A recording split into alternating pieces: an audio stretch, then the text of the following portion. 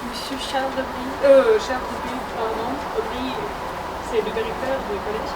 Ah oui, Charles Debris qui nous raconte de son expérience de lecture de la poésie russe et de traduction de la poésie russe et son poète préféré. Aujourd'hui, je voudrais que vous applaudissiez un peu. Nous entamons avec la présentation de M. Debris. Après, nous avons une petite discussion. Et si vous avez des poésies qui vous aiment beaucoup, par exemple de Mayakovsky, de Nabokov, etc., vous pouvez aussi lire en russe pour faire la connaissance de ce poète et avec M. Debris. D'accord, on commence. Merci beaucoup. Je suis ravi d'être parmi vous. Je vais essayer de parler pas trop vite. Vous me faites signe si je vais trop vite.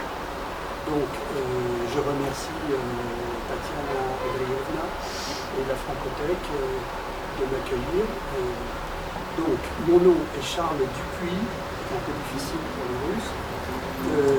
J'ai 71 ans. Je suis en retraite depuis maintenant 8 ans. J'ai profité de ma retraite pour apprendre sérieusement le russe. Avant, j'avais quelques notions, mais là, c'est plus sérieux. Et je finis 4 semaines de stage à l'Institut Pouchkine de la langue russe. Donc voilà, je ne parle pas encore russe, c'est possible. Donc, dans ma carrière, j'étais fonctionnaire de l'État, je suis ancien polytechnicien, ingénieur de météorologie, et j'ai fini ma carrière comme directeur de l'interrégion météorologique de la région parisienne du centre de la France. Donc, j'ai une formation scientifique, je suis en principe un scientifique, mais en fait je suis un vrai littéraire.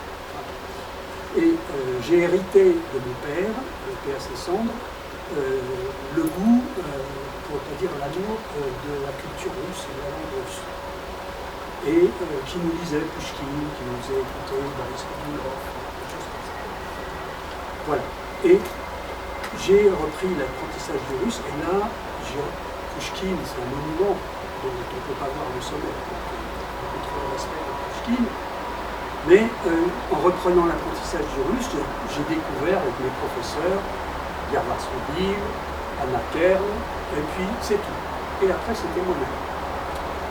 Alors, je vais parler de Pouchkine et de 2 poètes que je trouve très importants, parce que dans leur vie, ils incarnent, à mon avis, les violentes contradictions de la Russie des années 20. C'est des moments charnières et ils concentrent une série de problèmes, non seulement littéraires, mais sociaux et politiques. Et c'est bien sûr Marina Tsvetaeva et Sergei Yesenin.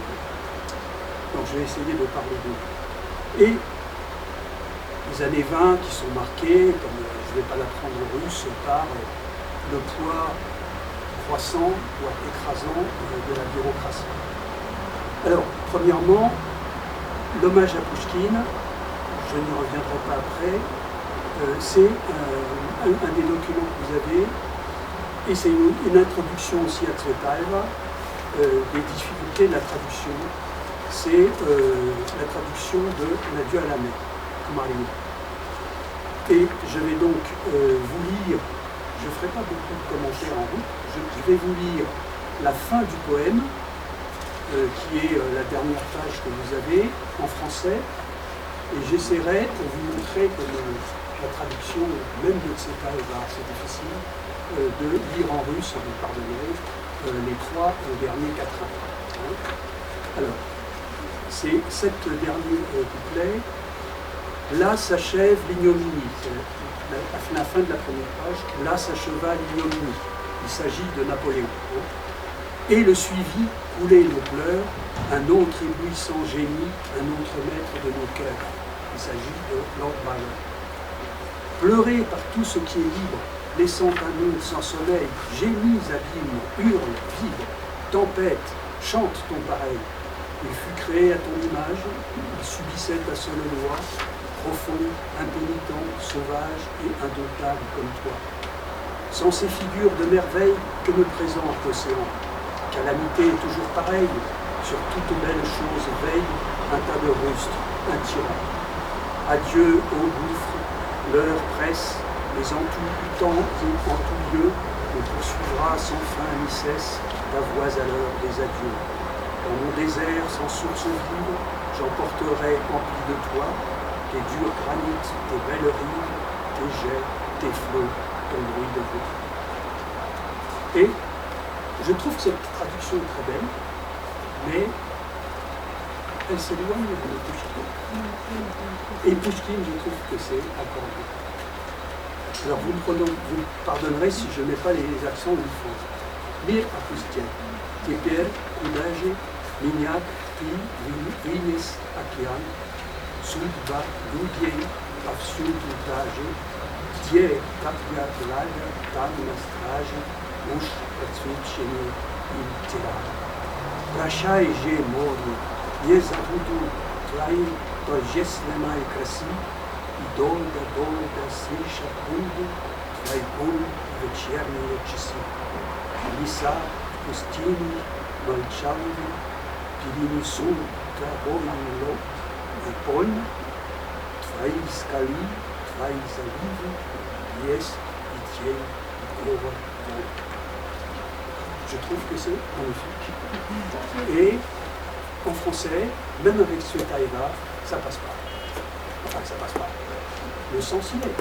Mais bon. Voilà. Donc ça c'était pour l'hommage à Pouchkine. Ensuite, Marina Tsvetaeva, je l'ai découverte en fait dans un disque de, vous connaissez peut-être, en tant qu'en français, c'est le disque d'Elena Forlova. J'ai choisi deux poèmes, l'un par l'audace de son contenu et de sa forme, et l'autre parce qu'il nous parle pas mal à nous Français. C'est un hommage des vaincus, aux vaincus, aux victimes. Je ne vais pas en dire plus. Alors le premier c'est Magdalena. Je ne vais pas vous l'infliger en russe, je lirai en français. Je trouve très bon, très bon. Vous direz. Je ne sonderai pas tes voix, mon aimé, car tout est accompli. J'ai tes nu-pieds et tu m'as chaussé d'une averse de cheveux et de tes larmes. Je ne demanderai pas à quel prix tu as acheté ces huiles précieuses. J'étais nu et de la vague de ton corps, comme d'un mur, tu m'as enveloppé. J'effleurerai ta nudité de mes doigts, plus doux que les eaux et plus bas que les airs. J'étais debout et tu m'as montré une inclinaison de tendresse étant tombée à mes pieds. Fais-moi un creux dans tes cheveux, longe-moi sans bandelette de lin, porte-mire. Que qu'ai-je à faire de la mire? Tu as lavé mon corps comme une vague. Donc je trouve que la traduction est pas mal. Je ne sais pas qui elle est pas mal. Mais, encore une fois, le russe. Alors maintenant, Rohan, ça je pourrais le lire en russe, mais je vais le lire en français. Je ne vais pas vous faire de torture. Alors c'est évidemment sur Jeanne d'Arc. Et je suis entré et j'ai dit, salut à toi, il est temps au roi de retourner en France. De nouveau je te conduirai sur le trône. De nouveau tu trahiras Charles VII. N'attendez pas au prince avare et sans joie, prince à l'anguille aux épaules affaissées, que Jeanne se détache de ses voix, que Jeanne renonce à l'épée. Et voici Rouen, le vieux marché de Rouen. Tout se répète, le dernier regard du cheval, le premier crépitement du brin innocent, la première étincelle du pain enflammé. Derrière mon épaule, mon camarade ailé, soudain murmure « Patience, mon sœur, bientôt le sang du pain jaillissant du brasier glorifiera ton armure d'argent. » Donc c'est un poème de forme très classique, mais je l'ai choisi parce qu'il exprime bien le romantisme et aussi la culture de Marina Tsvetaeva. Voilà, enfin dans la discussion, je vous dirai ce que je sais. Et puis, à présent, je vais lire moins de poésie. Je fais un commentaire d'un article qu'on ne vous a pas copié, j'ai fait des extraits, qui s'appelle Poète Vreme. Ça fait partie des œuvres en prose de Marina Tsvetaeva. Pour la petite histoire, j'ai trouvé au marché d'Izmaïlova, il y a 4 ans, j'ai trouvé un volume de prose de Marina Tsvetaeva en russe. Je l'ai lu et ça m'a passionné. Évidemment, je n'ai pas compris 20%, mais ce que j'ai compris, ça m'a beaucoup plu. Alors, on trouve cet article donc dans les œuvres en prose. Je n'ai pas trouvé de version française ici. J'ai une copie en russe. J'ai adapté ou retraduit 3 passages clés. Alors, il y en a un à propos des Sénines, un autre c'est à propos de la poésie, et le troisième c'est à propos de la Russie. Et je vais vous lire ce que j'ai traduit. Mais à présent, nous pouvons nous occuper des Sénines, un peu en retard d'une dizaine d'années sur son entourage. S'il était né 10 ans auparavant, on l'aurait loué, on aurait eu le temps de le porter au nu, lui et non Démian. Vous savez, Démian, c'est le grand poète phare de la Révolution russe, bolchevique. Donc, les Sénines, pas du tout Démian, ni Marie. Alors, lui et Céline, il est un symptôme de l'époque littéraire, pas Démian. Ce dernier peut être symptomatique, mais en aucune façon dans le domaine politique. Yessénine, qui est mort parce qu'il ne pouvait remplir les devoirs exigés par notre époque, à cause d'un sentiment atteignant par trop sa conscience, contre la jalousie et l'empathie, il est mort en vain, même s'il a rempli les tâches civiques de notre époque, celles exigées de l'individu par la multitude. Donc c'est un passage qui est assez complexe, qui peut paraître un peu obscur, et dans ce passage, il y a 2 mots qui m'ont beaucoup interrogé, c'est « il est mort en vain ». En russe, c'est « zrea pagit ». Zrea pagit. Il est mort en vain, ou est-ce qu'il est mort inutilement? Alors, on peut s'interroger, vous savez qui s'est suicidé, mais Marina Tsvetaeva ne vient pas sur les circonstances du suicide, elle pense qu'il est mort inutilement. Alors, je pense que moi, c'est une connexion avec la situation sociale et politique de l'époque, autant qu'avec la maladie de Céline, qui était évidemment très malade à cause de la boisson, qui sortait d'anasie, de désintoxication. Mais ce n'est pas la question. La question, c'est que je pense que Marina ne percevait pas les conflits dans le pouvoir soviétique, ça l'intéressait pas. Je pense. Mais je pense que ce qui est intéressant, c'est l'idée que Céline était décalée. Alors ensuite, je voulais vous parler de la poésie, et ce qu'elle dit de la poésie, et ce qu'elle dit aussi de la façon dont elle était perçue aussi bien par les rouges que par les blancs, pour simplifier. Il y a un passage qui dit la chose suivante: ne les a pas acceptés, souligné par Marina Tsvetaeva. Et elle écrit en 1932 cet article, ça fait 10 ans qu'elle est en émigration, en Tchécoslovaquie puis en France, et elle est rejetée par l'émigration. Et qui dit donc que ces vers ne sont pas acceptés par les Blancs. Un jour que je récitais mon camp des signes, Stan Bielitov, c'est un grand poème sur l'armée des Donateurs, dans un cercle pour lequel ces vers ne pouvaient convenir, c'est-à-dire le vent des rouges, l'une des personnes présentes a dit: tout cela n'a pas d'importance. Vous êtes tout de même un poète révolutionnaire. Votre tempo est le nôtre. Tempo.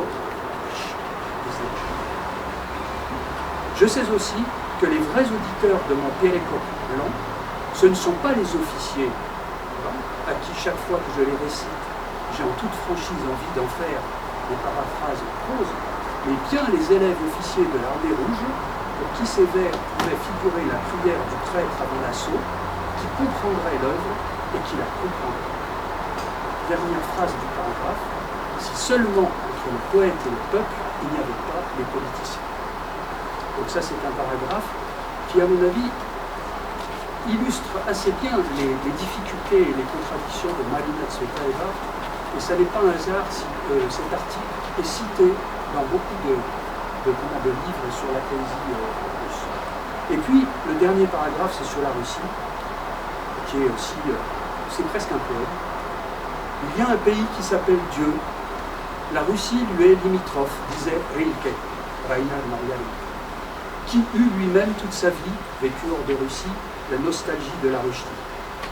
Jusqu'à ce jour, c'est Dieu Russie lui-même qui trace la frontière de ce pays. Il s'agit là d'une frontière naturelle que ne pourront déplacer les hommes politiques et qui n'a pas été tracée par les églises. Même après tout ce qui s'est accompli, la Russie demeure, pour tout ce qui n'est pas la Russie, cette lumière venue d'ailleurs, avec les ours blancs ou avec les bolcheviks, peu importe, elle demeure une menace de salut des âmes par l'anéantissement des corps. Et je trouve cette phrase très intéressante parce qu'elle fait écho à une phrase de Sergei Essayine quand il est rentré de sa tournée en Europe et aux États-Unis avec Isadora Duncan. Il a fait une lettre où il écrit à un ami là-bas, c'est un cimetière. Chez nous, il y a du cannibalisme, mais au moins, nous avons une âme. Donc, c'est un petit peu la même idée que Tsvetal, c'est-à-dire la résurrection des âmes par l'anéantissement. Je n'irai pas plus loin, et je vais passer à Sergei Essayine. Alors, ce poète, en 10 ans, entre 1915 et 1925, a énormément écrit, puisque vous savez, il est mort à 30 ans, il est né en 1895, en 1915 il avait 20 ans, il est arrivé à Pétersbourg, il a été accueilli par Bloch, avec l'UF, il passait pour le poète paysan. Il n'a jamais été paysan, enfin, il est d'origine de. Donc, avant la Révolution, poète paysan, fondateur de l'imaginisme, avec les scandales des années 20, qui s'apparentent un peu au dadaïsme, au surréalisme, pour situer les choses. Plein d'espoir dans la Révolution de 1917, mais très marqué dès 1920 par déception de la moyenne paysannerie russe, on peut dire, c'est ça qui reflète, après Kronstadt, après Tambov, bon, je passe. Rallié au régime, mais de plus en plus en but à l'hostilité du prolet culte. Ce qu'on appelait, là, il y avait deux associations, c'était MRA et l'association des artistes prolétariens de Moscou, l'association des artistes prolétariens de toute la Russie. Et ça prenait de plus en plus d'importance, et tous les courants qui n'étaient pas prolet culte étaient pas encore réprimés, disons, de l'autre côté. Alors, je ne me livrerai pas une exégèse de son suicide, mais j'y vois un symptôme, comme je l'ai déjà dit, de cette époque de bureaucratisation militante. Donc, la date de son suicide, c'est le 27 décembre 1925. Ça coïncide avec la défaite de la deuxième opposition, qu'on appelait la nouvelle opposition, Zinoviev-Kamenev, après qu'ils aient rompu avec Staline. Il n'y a pas de lien direct, je ne pense pas qu'il y ait de lien direct, mais c'est un climat.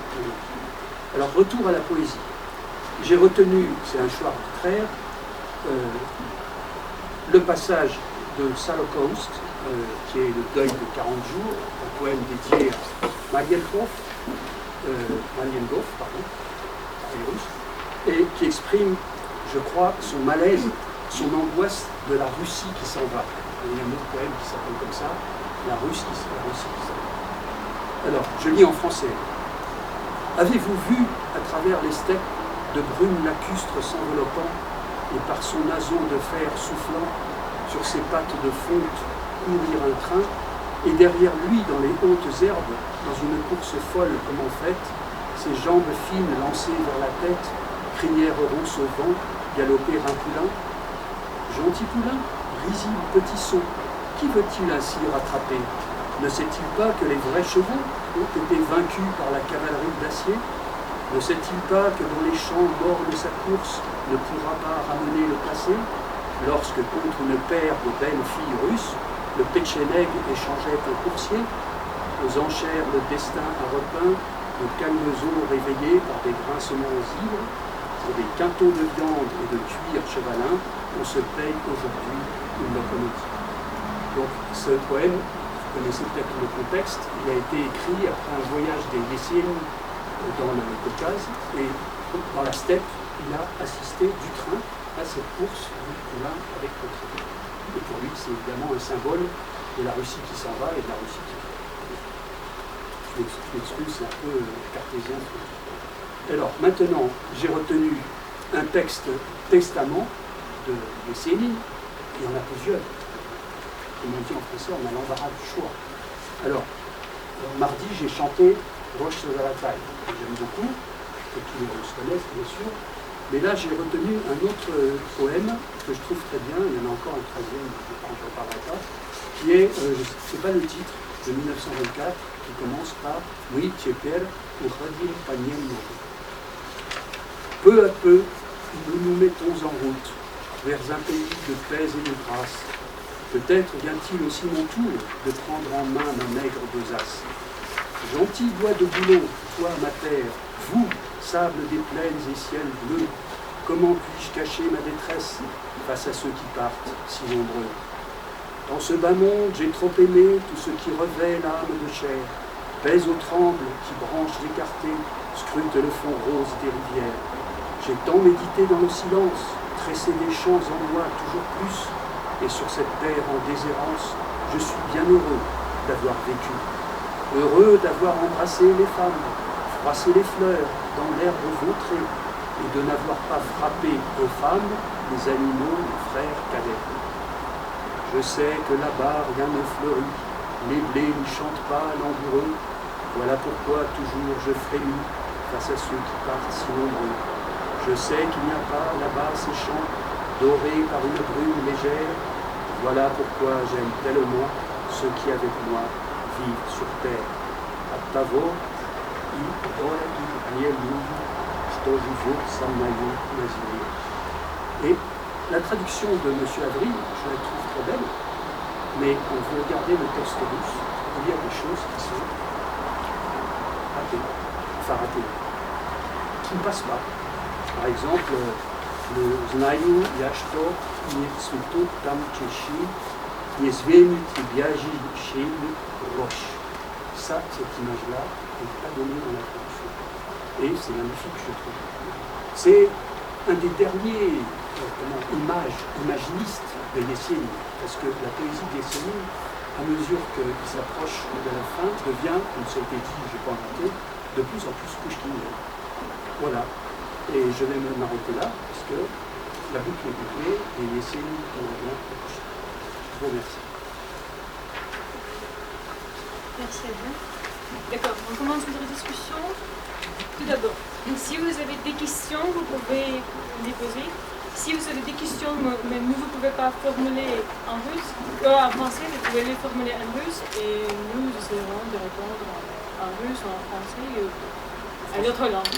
Ага, если у вас есть вопрос, но вы их не можете сформулировать на французском, скажите на русском, мы совместными усилиями переведем, поможем. Валерий aussi. Oui, pas de questions? Ah, d'accord. D'accord, je vous propose de parler tout d'abord de Adieu à la mer parce que c'est un moment intéressant. Traditionnellement, la traduction est faite par le natif de la langue. Par exemple, si vous traduisez quelque chose de français en russe, c'est la règle générale que le traducteur, c'est le russe, le natif de la langue. Par exemple, c'est pourquoi en France, il n'y a pas de traduction de Pushkin faite par les Russes en langue française. Et c'est l'autre chose, c'est Marina Tsvetaeva qui n'est pas le natif de France, mais il traduit la poésie en français. Et j'ai une question pour vous. Est-ce que pour vous, comme par les natifs de russe, est-ce que le sens originel de la poésie est transmis par Marina Tsvetaeva mieux peut-être que les traducteurs français ou pas, à votre avis? Давайте по-русски повторю. Вот у нас есть правило, то что если мы что-то переводим русскую классику, это мы обязательно переводит переводчик, натив языка, на котором будет читать читатель. Здесь у нас итальянец, он переводит на итальянский. У нас случай такой, что Марина Цветаева сама русская, она переводит на французский. На ваш взгляд, вот вы сейчас прочитаете стихотворение, у нее в итоге конечный перевод получается лучше, чем у французов, например, или все-таки тоже есть потеря смысла какой-то? Давайте мы про это подумаем. Parce que c'est une grande question de la traduction. Est-ce que les natifs peuvent traduire le... Vous savez qu'en français, on utilise une expression italienne, traductor, traditor. Le traducteur est un traître. C'est toujours. Ils ont une expression russe. Переводчик в прозе раб, переводчик в поэзии называется соперник. Alors, qu'est-ce traduction de Marina Tsvetaeva. Est-ce qu'il y a quelque chose?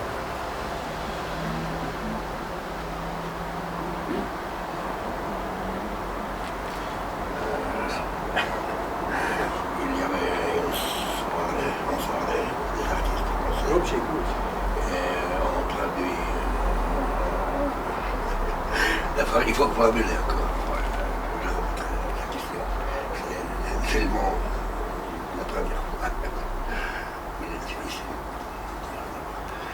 Mais ma pensée, c'est que le bateau ivre, il y a des variantes françaises pour trouver, en utilisant seulement des modernes, surmodernes mots, de plats, des couches très différentes.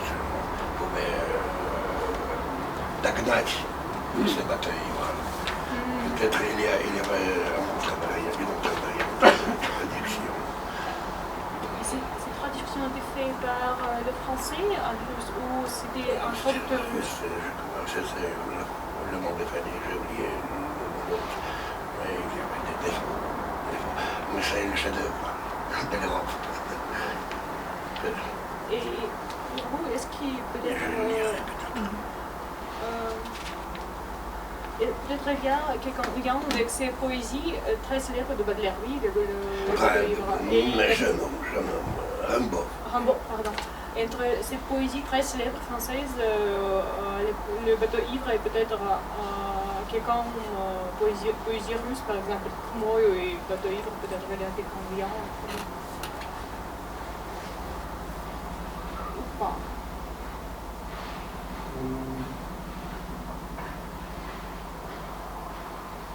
Pouchkine, c'est un romantique.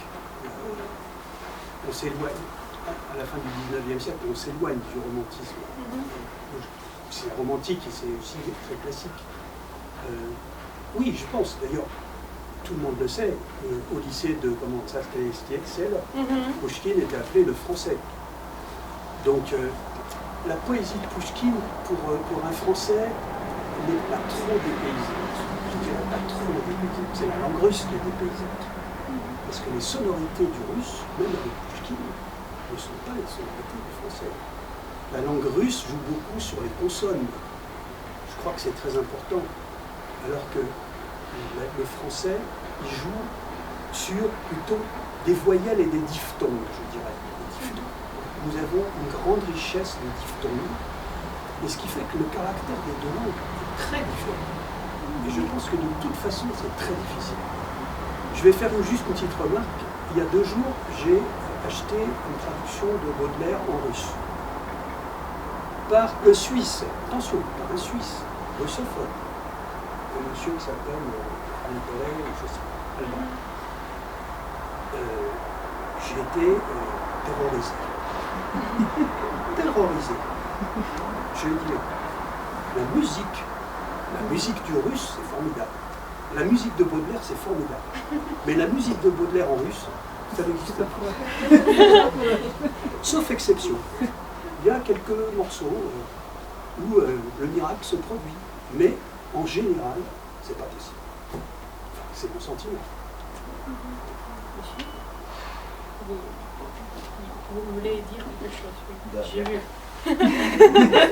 Ментальман. На самом деле общеизвестно, что переводить стихи на порядок сложнее, чем прозу, и, соответственно, сохранить как бы рифму и ударную группу, как это правильно называется, не знаю, и при этом передать точно смысл, это в принципе невозможно. То есть нужно понимать, что, вот как правильно сказали, что тот, кто переводит прозу, он заложник, да, или раб, как вы сказали, но он может точно передать текст, а стихами это в принципе невозможно. Я не знаю, какой был уровень французского Цветаевой, но в любом случае, мне кажется, native speaker он переведет всегда лучше, чем, грубо говоря, иностранец. Ну тут давайте по-другому сейчас поставим вопрос. Вот именно ощущение Пушкина Цветаева передает в своем переводе, или все-таки это уже стихотворение Цветаева на французском?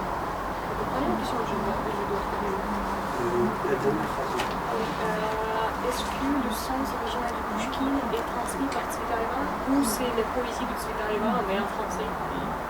C'est notre poésie. Moi je ferai une réponse de Normand. Ou plutôt, il y a la majorité du centre de Pouchkine, je pense, est transcrit honnêtement par Tsvetaeva. Il y a quelques passages où ça n'est pas du tout ça.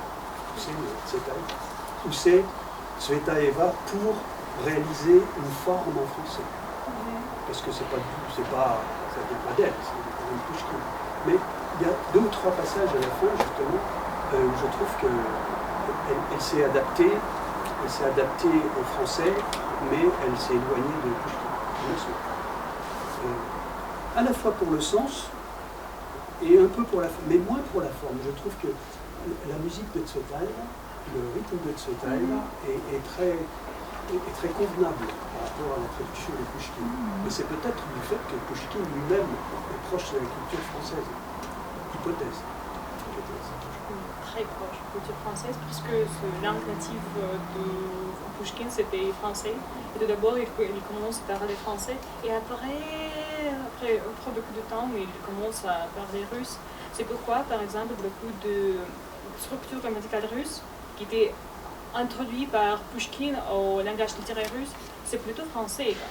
Comme les structures comme отрицание, мне что-то там, c'est plutôt la structure française originellement. Et c'est juste l'importance de Pouchkine à notre vie, l'importance du langage français à langage russe. C'est vraiment parce que son cerveau, sa fonction en français, il ne pouvait pas écrire de la poésie sans cette. Les Russes me contrediront peut-être, mais moi aussi, sur un point. C'est que je trouve que le vocabulaire de Pouchkine, c'est un vocabulaire russe. Alors que le russe, c'est une langue c'est une éponge qui absorbe tous les mots de toutes les langues. Et Pouchkine, c'est quand même le langage de Sanian, c'est le langage russe. Ça, je trouve que c'est magnifique. Qu'effectivement, avec cette éducation internationale, occidentale, et on peut dire la même chose de Tsvetaeva, parce que Tsvetaeva avait une culture européenne formidable. Formidable, elle parlait parfaitement français, elle adorait l'allemand, elle avait un poète favori qui est le mien aussi, qui est Heinrich Heine, mais c'est russe, le chez russe. On peut demander à Philippe, parce que nous avons un arbitre neutre, on peut dire ça, parce qu'il est italien. Et pour vous, est-ce que la traduction de Tsvetaeva en français, c'est... Je suis anglais, je juge ça. Pourquoi pas? Il est très modeste. Non, c'est pas D'accord. Et d'accord, peut-être on peut discuter la poésie Jeanne d'Arc de Tsvetaeva. Est-ce que l'image de Jeanne d'Arc de Tsvetaeva et l'image de Jeanne d'Arc en France, est-ce qu'il y a une différence ou c'est le symbole connu entre deux pays? Ou il y a quelques différences? Enfin, pour moi, il y a beaucoup d'interprétations de Jeanne d'Arc. Mais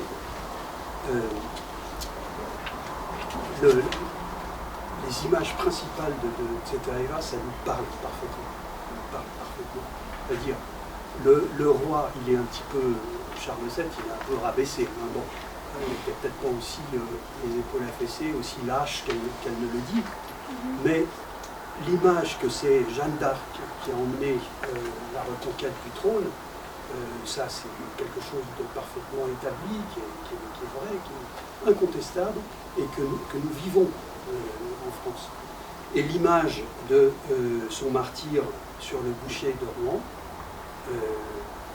je veux dire, c'est parfaitement conforme à...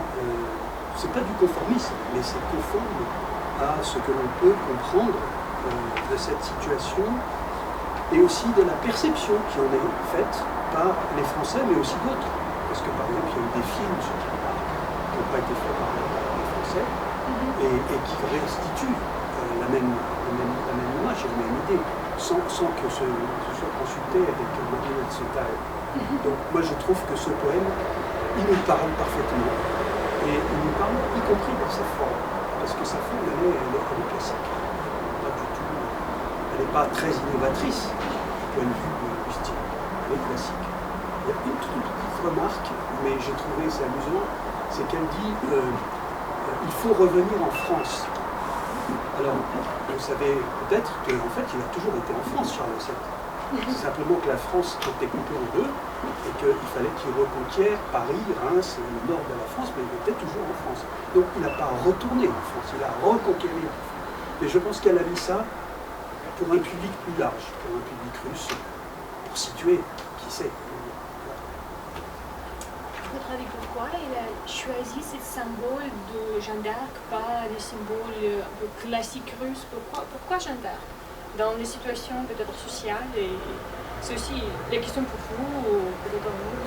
Je ne suis pas un grand expert du russe, mais la deuxième partie du poème, on a l'impression que c'est elle qui est sur le bûcher. Parce qu'elle dit retour à Rouen, de nouveau. Alors, ça veut dire quoi? De nouveau. Jeanne d'Arc n'a été qu'une seule fois sur le bûcher. Donc de nouveau, c'est qui? Et l'ange qui est derrière son épaule, mon camarade Hélé, c'est un ange. C'est un peu le martyr de cet homme, de son quotidien, il me semble. Donc c'est un aspect, souvent dans les poètes, comment dirais-je, autobiographique. Enfin, il me semble. Je vois que madame n'est pas d'accord. C'est parce que j'ai mal lu peut-être. Si vous avez d'autres pensées, vous pouvez nous dire et moi aussi. Je veux que vous aussi participez dans notre conversation parce que c'est intéressant de parler avec M. Dupuis, moi-même, mais il y a l'audience et nous voudrions que vous aussi participez. Chacun libre, mais et à votre avis, pourquoi Jeanne d'Arc? Pourquoi le symbole français en littérature russe du Ivan? Pourquoi c'est ce symbole?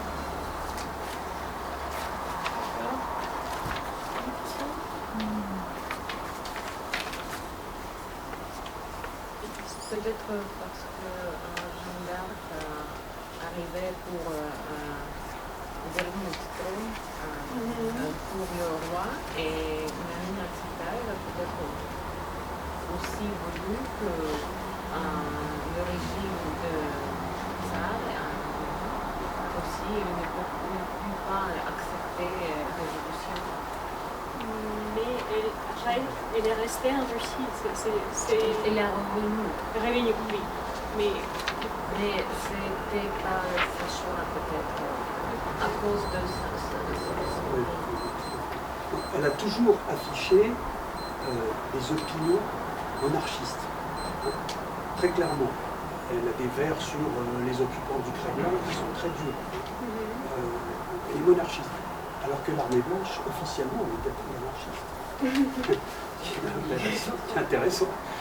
Donc, en fait, elle a une espèce de symbolique, d'idéologie à elle, qui est conservatrice, anti-révolution. Même c'était quoi? C'était une bergère, c'était une femme du peuple.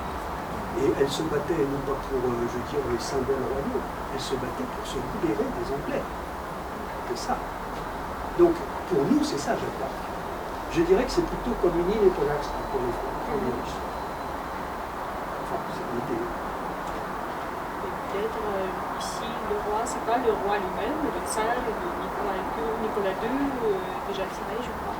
Mais peut-être la Russie de l'intelligentsia, comme ça, parce que c'était juste les élites. Intelligence, nobilité, oui. Parce que c'était un groupe qui était détruit, émigré, etc.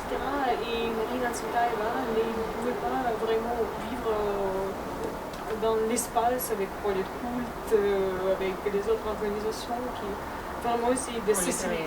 Oui, qui vraiment essayaient d'assassiner l'esprit de la poésie des intelligentsias pré-révolutionnaires.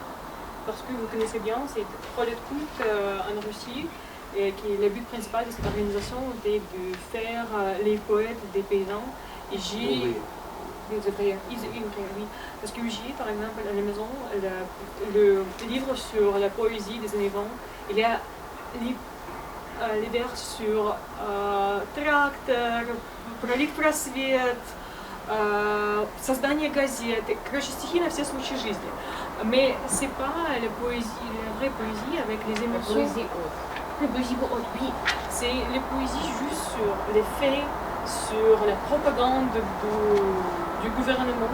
Et Marina Tsvetaeva, à mon avis, ne pouvait pas juste vivre dans cette ambiance. Et aussi, il y a beaucoup de tragédie personnelle avec son fils qui était tué, mais qui était mort, et, etc. Et destruction. Sa fille. Oui, sa fille. Et c'est la tragédie personnelle, je crois. Et aussi, Jeanne d'Arc, c'est aussi la tragédie personnelle. Je dirais que vous avez raison, Marina Tsvetaeva, pour les cultes, c'était impossible. Mais il n'y avait pas que Marina Tsvetaeva. Yesenin est en opposition très forte avec les cultes. Mayakovsky aussi. Je veux dire, c'était pas seulement le courant monarchiste anti-révolutionnaire, mais à l'intérieur même du camp révolutionnaire, disons, le premier culte ne faisait absolument pas l'unanimité, c'est le moins qu'on puisse dire. Et je pense que, et c'est ce que j'ai voulu dire d'une certaine façon, c'est que Yesenin, il y a un très beau, vous connaissez peut-être pas, parce que cause de l'histoire de la Russie, il y a un très bel article de Léon Trotsky à la mort d'Yesenin, Ramit Yesenin, et qui dit la chose suivante: notre époque n'est pas lyrique, notre époque est très dure, le lyrisme viendra peut-être plus tard, mais Yesenin, son ressort s'est brisé sur la dureté des temps. C'est ça qu'il dit. Il dit le ressort d'Yesenin, qui est un ressort lyrique, s'est brisé sur la dureté des temps. Et je trouve que c'est une image très juste. Autre chose, Marina Tsvetaeva, je n'ai pas développé cet aspect, mais Marina Tsvetaeva a été complètement isolée de l'émigration. Complètement. Dans un article que j'ai cité, elle dit ici, on médite, on m'imprime, mais on ne me lit pas.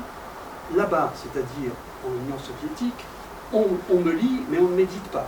Et puis elle met une parenthèse, et d'ailleurs ici, on a cessé de méditer, de me publier. Parce que, entre autres, les choses avérées, c'est qu'elle avait une énorme admiration pour Mayakovsky. Elle a accueilli Mayakovsky à Paris, elle lui a servi d'interprète. Et quand Mayakovsky s'en est allé, on lui a demandé « Qu'est-ce que vous pensez de la venue de Mayakovsky ?» Elle a répondu « Vous savez quoi ?» Elle a dit « La force est là-bas. La force est là-bas, l'Union soviétique. » Et elle n'était pas du tout pro-soviétique comme son mari, pas du tout. Quand son mari s'est révélé être un agent de Staline, c'était une tragédie pour elle. C'était pas du tout son idée. Mais c'était cet amour de la Russie, j'ai essayé de le montrer, qui faisait qu'elle comprenait, elle explique, elle comprenait le mouvement des masses ouvrières et paysannes qui était incarné par la poésie de Mayakovsky. D'un autre côté, elle était amie avec Pasternak, qui était plutôt favorable au régime, dans l'ensemble. C'était d'ailleurs un personnage officiel, Pasternak. Elle avait une amitié très forte avec Pasternak. Donc cette personne est une contradiction vivante. À la fois, elle a une culture, on peut dire une idéologie, j'aime pas trop, mais un sentiment très fort pour la vieille Russie, la Russie tsariste, et même ses institutions. Elle se veut orthodoxe. Moi, je crois qu'elle est croyante. J'ai une traductrice, Madame Losky, à mon avis, elle est sectaire. Elle dit non, Marina n'est pas croyante, parce qu'elle en sait. À mon avis, elle était croyante, mais elle donnait à sa foi une forme particulière. Hein. Elle a eu dans sa vie des choses qui peuvent être considérées comme des péchés abominables, enfin, on s'en fiche. Je veux dire, je suis certain qu'elle était croyante, mais elle n'était pas du tout prête à, comment dirais-je, suivre les canons, les prêtres, etc. Enfin bon, c'est une interprétation de ce que j'ai lu de Marina Tsvetaeva. Pour moi, c'est un personnage de ce point de vue tout à fait fascinant, intéressant. Et vous avez raison, elle est rentrée en Union soviétique, elle n'avait aucune envie. Elle l'a fait parce que sa vieille femme est rentrée, sa fille Ariadna est rentrée, que Pasternak ne lui a pas dit suffisamment non, il ne faut pas que vous rentriez, alors qu'il le pensait, et que ça s'est très mal fini, puisqu'elle s'est perdue à Ilaruga, pleine retraite des armées soviétiques. Tout le monde connaît cette histoire. Donc moi je suis d'accord qu'elle ne voulait pas rentrer en Union soviétique. Mais en même temps, quand elle dit la force est là-bas, elle dit des choses encore plus cruelles que l'immigration. Beaucoup plus cruelles. Je veux dire, c'est son profond sentiment, son empathie avec les masses russes, soviétiques en général, et surtout russes, qui s'expriment. Il me semble. Est-ce que personne veut ajouter quelque chose, peut-être oui, hein? Parce que je vais garder tout le temps. Et est-ce que vous avez mentionné Mayakovsky, à mon avis, c'est l'autre chose parce que son esthétique était une partie du mouvement littéraire qui s'appelle Lev, vous connaissez ça? Lev et Front d'Iscustre. Front littéraire. Oui. Et je crois que Pasternak faisait partie de Lev. Je ne suis pas sûre. Enfin, il était rattaché. Oui, j'y crois que le sens de Mayakovsky, pourquoi elle est suivie en Union soviétique, et parce qu'il a changé son style vraiment par l'ordonnance de l'État. Parce que je vous promis de lire la poésie de Mayakovsky pré-révolutionnaire. Je vous ai lu. Et d'accord, et si vous avez des poésies que vous aimez beaucoup, vous pouvez aussi lire, après moi peut-être, aussi commenter par notre monsieur Dupuis, parce qu'il était inspiré par connaître plus la poésie russe. Vous pouvez aussi nous dire quelque chose. D'accord. La poésie de Mayakovsky прэ-révolutionnaire qui s'appelle «Послушайте». Послушайте, ведь если звезды зажигают, значит, это кому-нибудь нужно, значит, кто-то хочет, чтобы они были, значит, кто-то называет эти плевочки жемчужные, и, надрываясь метели в полуденной пыли, взрывается к Богу, боится, что опоздал, плачет, целует ему жилистую руку, просит, чтобы обязательно была звезда, клянется, не принесет эту беззвездную муку, а после ходит тревожно, но спокойно наружно. Говорит кому-то, ведь тебе ничего не страшно, да? Послушайте, ведь если звезды зажигают, значит, это кому-нибудь нужно, значит, это необходимо, чтобы каждый вечер над крышами загоралась хоть одна звезда. C'est l'image pré-révolutionnaire. Il y a esthétique de cette... On s'appelle en russe лестница, quand il y a beaucoup de lits, comme ça. Il y a aussi esthétique qui était utilisée après. Я достаю широких штанин, бла-бла-бла. Mais le sens est différent et plus proche en Tsvetaeva, à mon avis. Et je crois qu'il y a beaucoup de poètes qui changeaient par l'Union soviétique pour ce livre. Moi, je ne connais pas suffisamment Mayakovsky, j'ai lu des choses, mais la forme du poème que vous avez lu me semble encore, je ne dirais pas classique, ça ne veut rien dire, mais ni traditionnel, mais après la Révolution, après la Révolution, le style de Mayakovsky, il a presque explosé, on peut dire, comme celui de Tsvetaeva. Il y a des poèmes de Tsvetaeva qui sont extraordinaires, étonnants, avec des chocs de mots, l'utilisation des génitifs féminins pluriels avec les chutes de consonnes très dures, des cris, des vrais cris, des choses qui rappellent effectivement une esthétique commune avec Mayakovsky, avec Rebnikov, avec les poètes, et qui participent de ce mouvement de l'époque, je pense.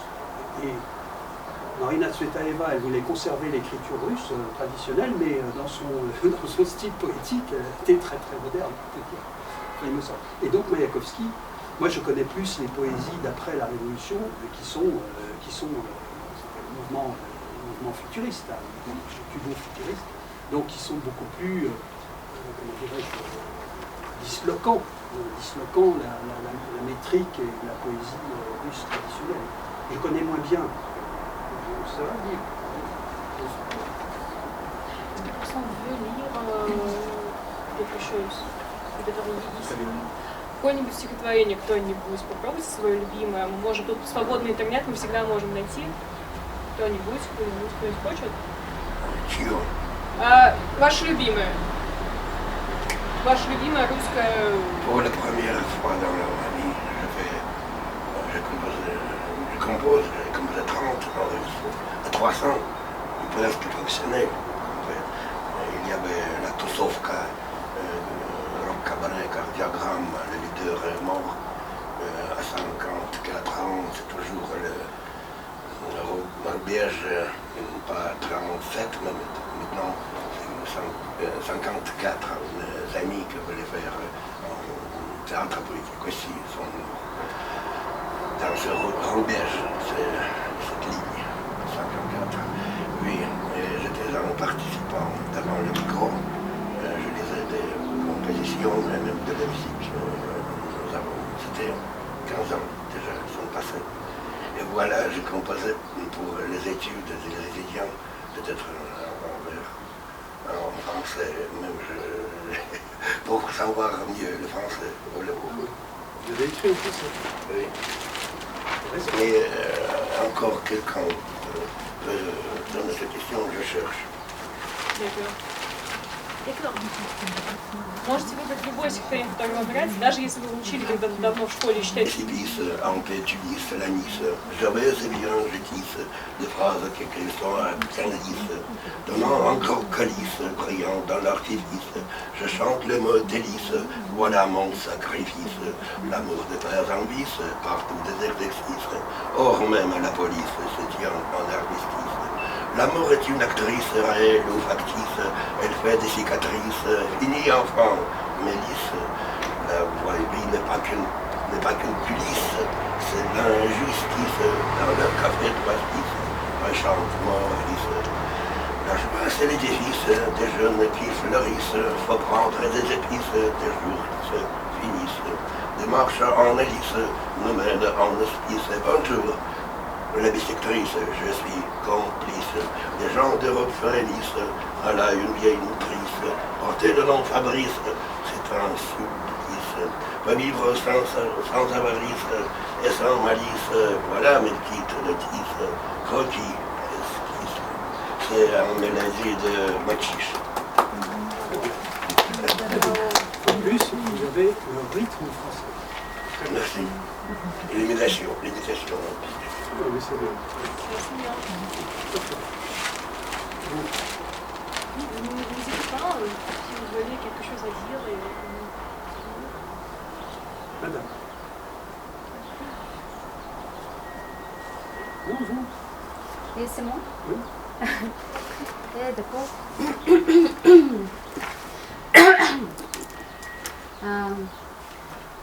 Il y a une poétesse, poète pour l'enfant, Agnia Barto. Moi je pense que il y a un poème poétique pour tous les minutes. C'est là par exemple. La chienne. Je parle en russe. Конечно. Она с утра лежит не лает, она собака пожилая. Ей надоело лаять, злиться, большая, рыжая, как львица. Она лежит, не шевелится, и смотрит молча, не ворча, на подлетевшего грача. А этот грач совсем не глуп, из чашки ест собачий суп.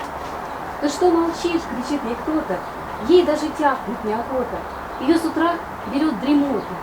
Собака спит, не снится детство, она щенок, и все кричат: «Да замолчишь ты наконец-то! Ну хватит лаять на грача!»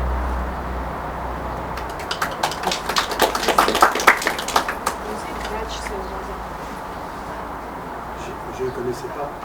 Je voulais dire une chose, c'est que j'ai choisi le poème de Lessing, il y en a d'autres, c'est parce qu'il adorait les animaux. C'est très important chez Lessing. Je ne parlais pas bien français.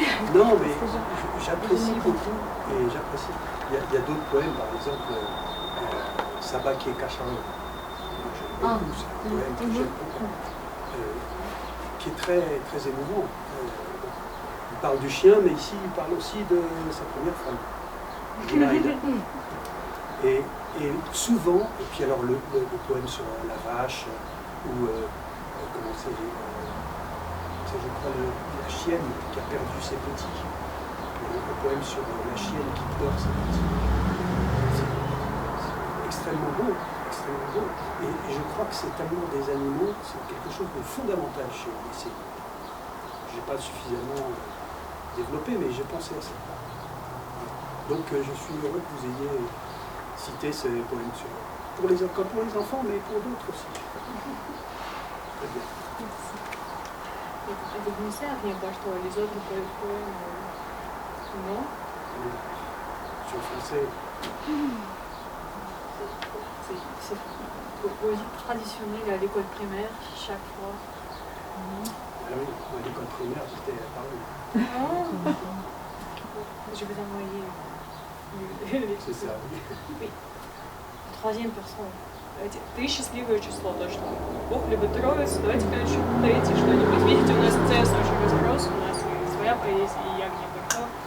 Я уверена, что вы знаете какое-нибудь еще красивое стихотворение, чтобы вот порадовать наших гостей. Или мы можем найти прямо сейчас что-нибудь, если вы забыли текст.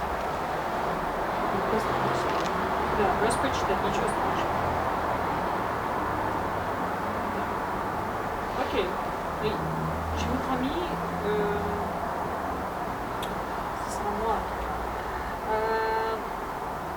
Non. J'ai promis à monsieur Dupuis mon poème préféré de Akhmatova, parce que monsieur Dupuis m'a dit qu'il n'aime pas Non, je Akhmatova. n'ai pas dit ça. Pas tout à fait. J'ai dit que j'avais pas encore le contact avec elle. Oui, et peut-être il y a, je crois, à ce moment-là, que dans ce poème-là, il y a un lien avec Tsvetaeva et cette douleur par les Russes et les Russes révolutionnaires. La poésie qui s'appelle «Умер вчера сероглазый король». Слава тебе, безысходная боль. Умер вчера сероглазый король. Вечер осенний был душный ал. Муж мой, вернувшись, спокойно сказал: знаешь, с охоты его принесли, тело у старого дуба нашли. Жаль королеву, такой молодой, за ночь одну она стала седой. Трубку свою на камине нашел и на работу ночную ушел. Дочку мою сейчас разбужу, в серые глазки ее пригляжу, а за окном шелестят тополя, нет на земле твоего короля. Vous avez dit série. Ой, вы видите. C'est très important, série. Не И знаю. покажи ей, она была точно, и покажи ей над башней дворца траурный флаг по кончине отца. О, Поэтому в серые глазки. не покажу, ну, И чуть-чуть подробнее. покажи ей над башней дворца траурный флаг по кончине отца. То есть отец дочки, на самом деле, не муж, а король. Но это Страфа была точно. Je suis pas sûr. Il y a des lignes qui n'étaient pas ajoutées dans ce verse. Je vous montrerai le drapeau de trauer, De deuil. Deux. De deuil.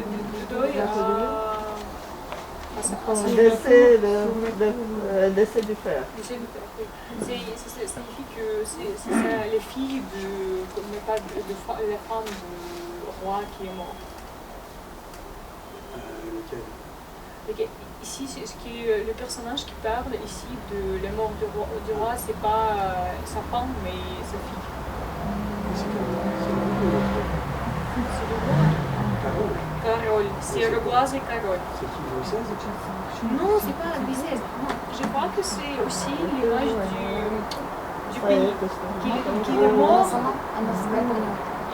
Et ici, c'est symbolique parce que c'est la fille d'une fille de la fille de Russie et sa femme elle est. Il est très connu Le par roman, c'est la nation. c'est la nation, oui. Mais il y a aussi des liens entre Tsvetaeva et cette image du Jeanne d'Arc, parce que Jeanne d'Arc était aussi tuée par le roi, et ici, le roi est mort. Non, il n'a pas été tué par le roi. Vous connaissez l'histoire de Jeanne d'Arc? Je rappelle quand même, elle a été capturée par les Bourguignons, qui étaient les alliés des Anglais. Le roi d'Angleterre prétendait être roi de France pour des histoires la généalogie. Et donc, les Bourguignons ont livré Jeanne d'Arc aux Anglais qui eux-mêmes l'ont livré à l'évêque de Rouen. L'évêque de Rouen. Et l'évêque de Rouen, qui était, comment dirais-je, serviteur des Anglais et des Bourguignons, l'a condamné pour hérésie et relapse. Vous savez ce que c'est, relapse? C'est quand vous avez abjuré, quand vous avez reconnu votre péché et que ensuite vous revenez dans votre péché. Alors, quand vous avez abjuré prison à vie, disons, quand vous êtes relapse, vous êtes condamné à mort. Et en fait, c'est ce qui s'est passé. Ils l'ont torturée, elle a avoué qu'elle était une sorcière, toutes sortes de choses, et puis ensuite, quand elle est repassée devant le tribunal, elle a dit non, tout ça c'est le diable qui m'a inspiré, j'ai jamais été ni une sorcière ni quoi que ce soit, donc elle était relapse, elle était retombée dans son héritage. Et quand elle était brûlée, il y avait un écriteau qui disait sorcière relapse. Et c'est l'Église qui l'a fait brûler, sur ordre des Anglais. Et le roi de France n'avait rien à voir avec elle. Enfin, le vrai. Le roi des Anglais, oui, il n'est pas là. C'est pas le roi qui l'a fait. Enfin bon, c'est une précision historique. Ça change pas grand-chose. Est-ce qu'il y a les autres personnes qui veulent lire quelque chose, dire le livre? Oui. Oui, хотите. Я держу. Я тоже приготовила как Северине Бартону маленький отрывок именно как бы на развитие речи ребенка. Будет такой отрывок от того, что выдумал, что болтун не выдумала, болтать никогда, не болтать некогда. А Мария Марковна сказала, когда я шла вчера из зала, вам кружок по фото, я послушала, ну что, выбирай себе кружок, один какой-нибудь без кружок. Ну, выбрала по фото, еще мне Петя фото. А если кружок порисовали, тоже все голосовали. А что болтун не выдумал, это Ошка выдумал. А болтать-то никогда, не болтать-то некогда. Но это как бы такой более для детей тоже отрывок. Тоже Барто, да. У нее был такой сборник Вовка. Ну, да, у нее несколько сборников. Да, Где самый первый, там четверостишие. Да. Les poèmes, pour les enfants, да, pour les enfants. И вот это вот более такой же старший для детей, скорее всего, там, Вовка, по-моему, как назывался. Это просто для того, чтобы потренировать произношение по-русски детей, чтобы они повторяли быстрее. Ну, шуточное больше. Une blague, plus. Une poésie pour s'amuser. Ah, je suis juste les poésies pour répéter en russe, pour faire le voix plus vite.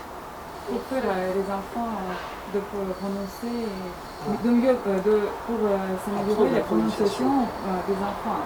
Oui. C'est aussi Je pense à une chose. Il y a un article qui a d'ailleurs encore révolté l'émigration, vous connaissez peut-être, un article de Tsvetaeva qui rend hommage à la littérature soviétique pour les enfants.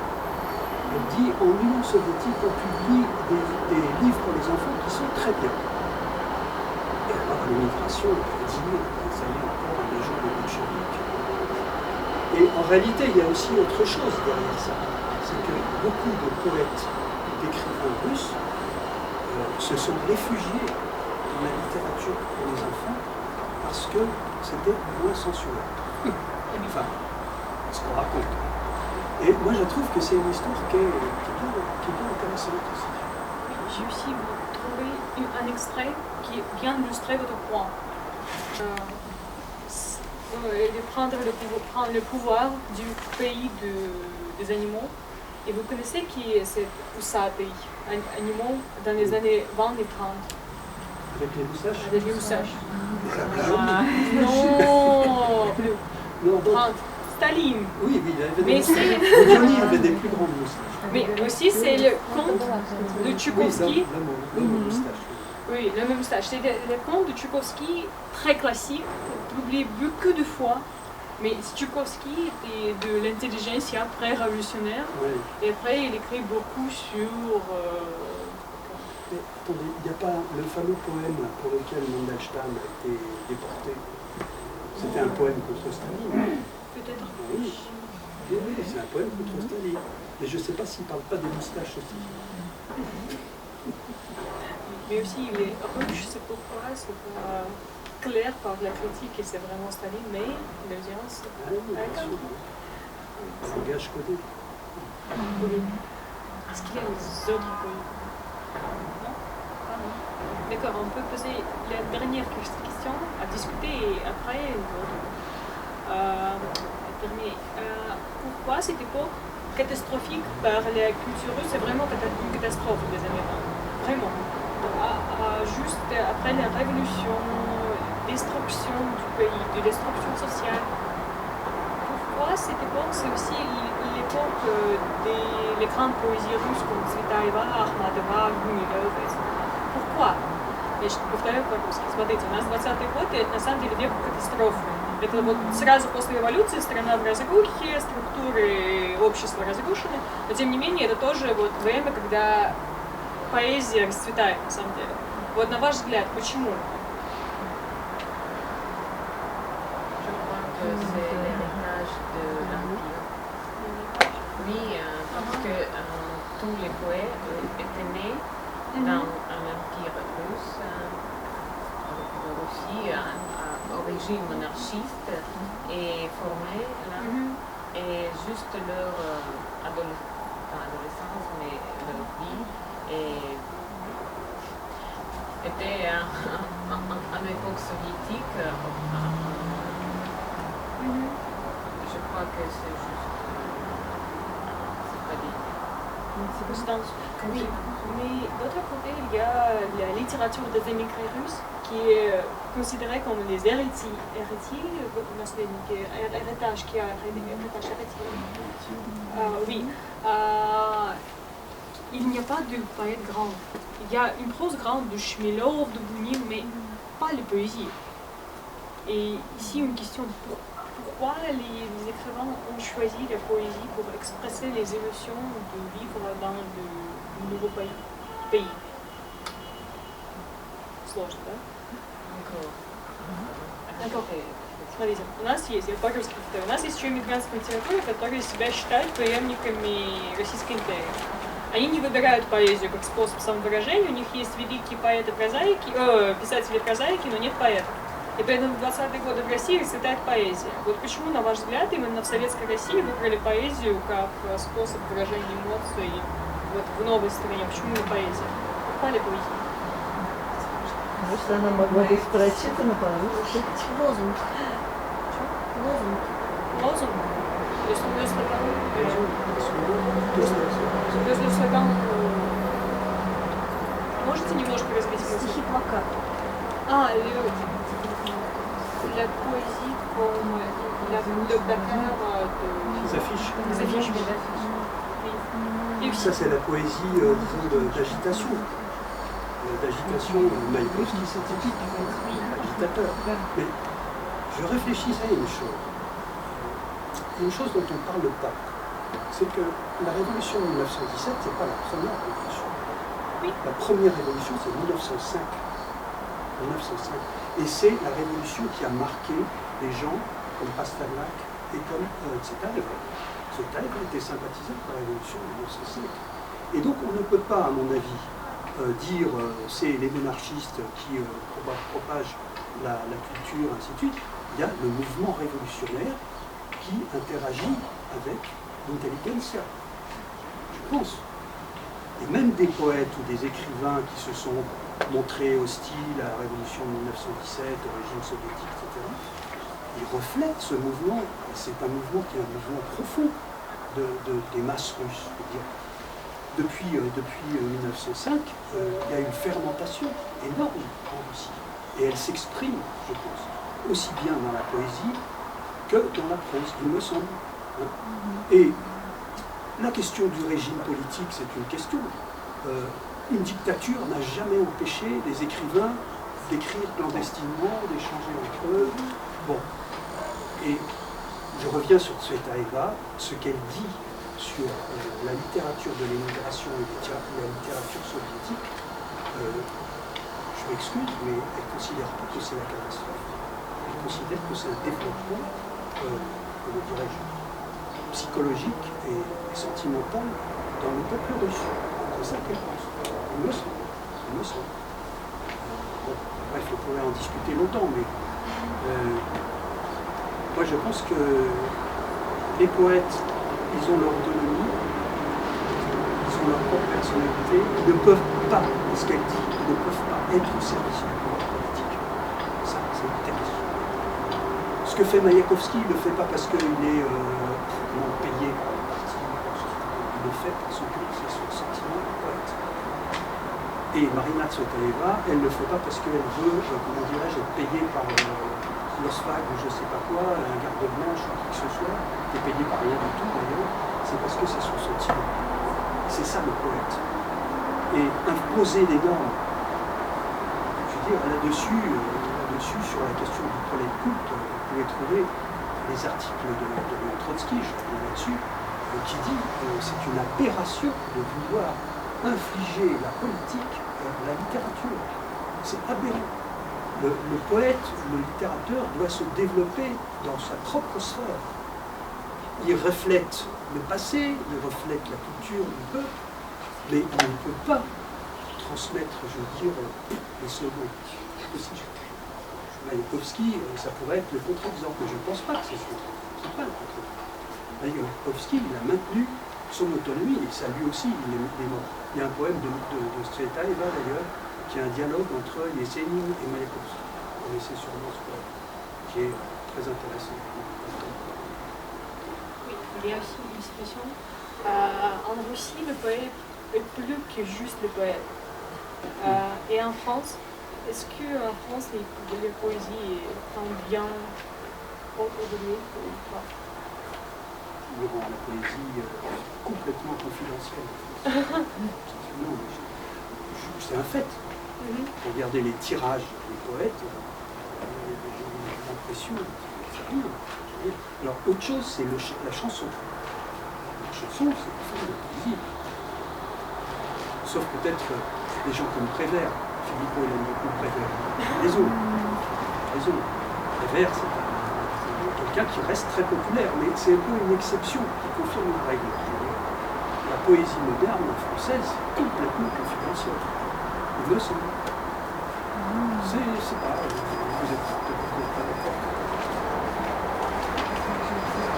Если они только выражают свои эмоции, почему их так много было по этой Серебряного века, да, это называли? Да.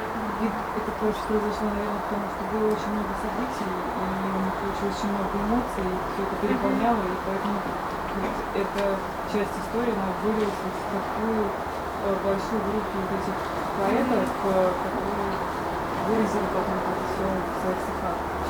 За это, скорее всего, так получилось, что начало 20 века богато на такие поэтические произведения. Да, я бы сказала, яркие, что да, что не только поэзия, но еще и, например, абстрактное искусство — это тоже способ выразить чистые эмоции, не прибавляя никакого другого опыта.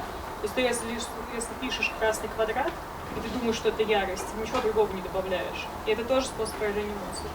Que non seulement la poésie, mais aussi les autres arts, par exemple l'art abstrait, la peinture abstraite, c'est aussi un des mots d'expresser seulement les émotions.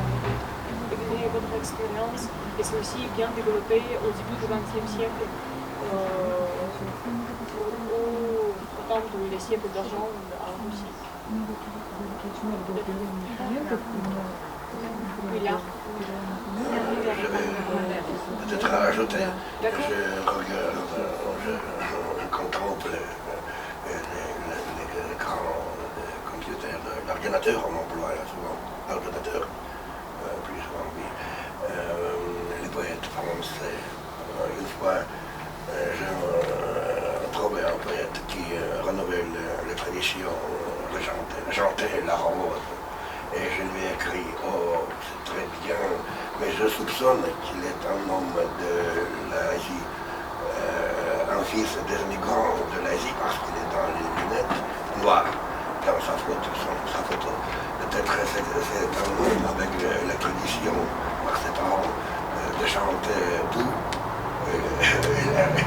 L'Asie demeure république. du Sud. Voilà, peut-être il parle maintenant français, c'est la relative. Maintenant, il chante La Rose, c'est la renouvelle le sang de la France. Dans le domaine intellectuel aussi, parce qu'il chante La Rose. Mais quatrième poésie était faible, je crois. Trop souvent, il faut changer les accents toniques et je n'ai pas écrit bien. Et j'ai trouvé encore quelques poètes.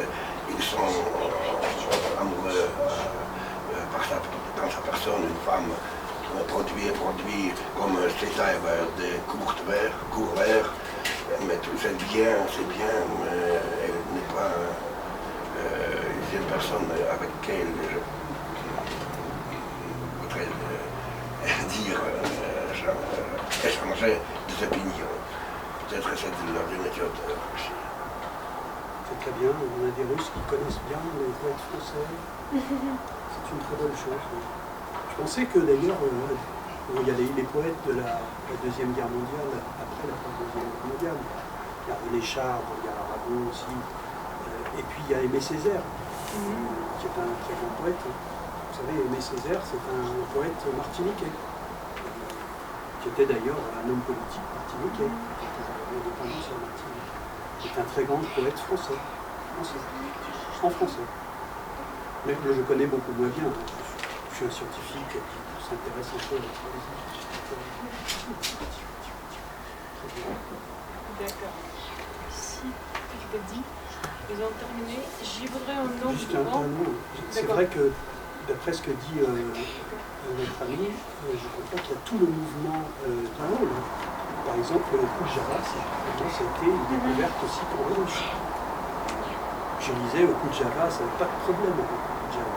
Mais la poésie russe plus dans son ensemble, c'est plus compliqué que le coup de Java.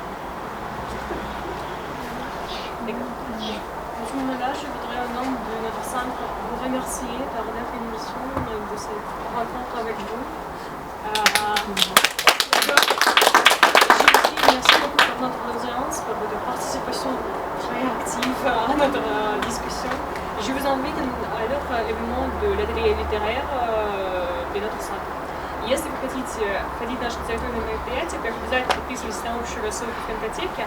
А во-вторых, вон там вот я положила листик. Если вы хотите, я буду отдельно присылать раз в месяц просто дайджест, какие литературные мероприятия будут в Контатеке, например, в сентябре, в октябре, когда угодно. В частности, мы в сентябре вас уже готовы пригласить на встречу с переводчиком поэта Роберта Эдварда Харта. Это уникальный поэт Республики Маврикий, национальный поэт. У нас есть единственный переводчик, который переводил на русский язык. Она согласилась с нами встретиться в сентябре. Вот, поэтому я вас всех приглашаю вас подписаться на нашу рассылку. И спасибо большое, что были сегодня с нами. Было очень с вами интересно. Спасибо большое.